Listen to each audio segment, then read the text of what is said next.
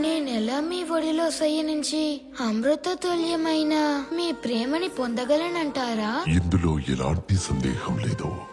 ఎందుకంటే బ్రహ్మ, శివుడు, లక్ష్మీదేవి కన్నా నీవే నాకెంతో ప్రియమైన వాడివి. హే ప్రభు, మీరు అనేక అవతారాలు దాల్చారు, కానీ కేవలం ఒక భక్తుణ్ణి కాపాడేందుకు అవతరించి నా గౌరవాన్ని పెంచి ధన్యుణ్ణి చేశారు. సహస్ర ముఖాలతో అనంత కాలం పాటు మీ కరుణని నేను పొగిడినా కూడా అది సరిపోదు ప్రభు.